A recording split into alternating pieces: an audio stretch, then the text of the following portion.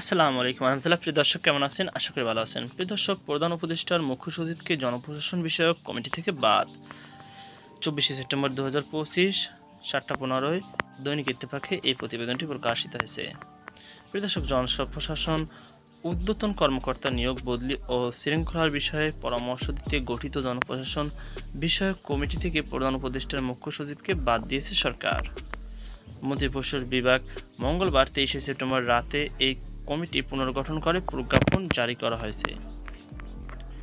বিভাগীয় কমিশনার, জেলা প্রশাসক সহ যুগ্ম সচিব থেকে শুরু করে উপরের স্তরের কর্মকর্তাদের নিয়োগ, বদলি ও শৃঙ্খলার বিষয়ে পরামর্শ দিতে গত 8ই জানুয়ারি অর্থ উপদেষ্টা সালেউদ্দিন আহমেদ সভাপতিত্ব করে 6 সদস্যের জনপ্রশাসন বিষয়ক কমিটি করে সরকার। ওই কমিটিতে বিদ্যুৎ, জ্বালানি ও খনিজ সম্পদ উপদেষ্টা মোহাম্মদ ফাউজুল কবির খান, পরিবেশ, বন ও জলবায়ু পরিবর্তন উপদেষ্টা সৈয়দ রিজওয়ান হাসানকে সদস্য এবং ওই সময়কার তথ্য ও সম্প্রচার উপদেষ্টা নাহিদ ইসলাম সদস্য সচিবের দায়িত্ব দেওয়া হয়।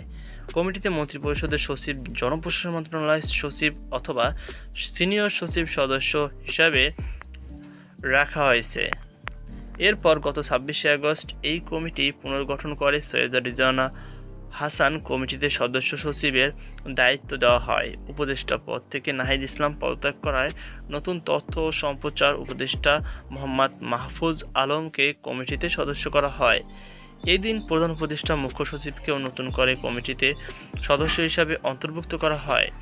এদিকে অবসরপ্রাপ্ত সচিব শামসুল আলম গত শনিবার 20শে সেপ্টেম্বর এক ফেসবুক পোস্টে গুরুত্বপূর্ণ পদে দায়িত্ব দেওয়ার বিষয়ে মোটা অঙ্কের টাকার লেনদেনের অভিযোগ তোলেন। গত মার্চে পিআরএলে যাওয়া এই কর্মকর্তার অভিযোগ, বর্তমান অন্তর্বর্তীকালীন সরকারের সময় নগদ টাকায় সচিব হওয়া যায়, যার প্রমাণ তিনি জানান।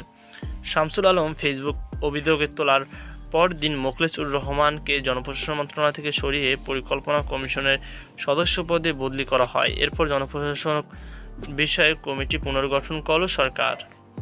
তো প্রিয় দর্শক, এই ছিল আমার সর্বশেষ আপডেট। এই নিয়ে আপনাকে মতামত অবশ্যই কমেন্টে জানাবেন। সকল বাধা আজকে পর্যন্ত। আল্লাহ হাফেজ।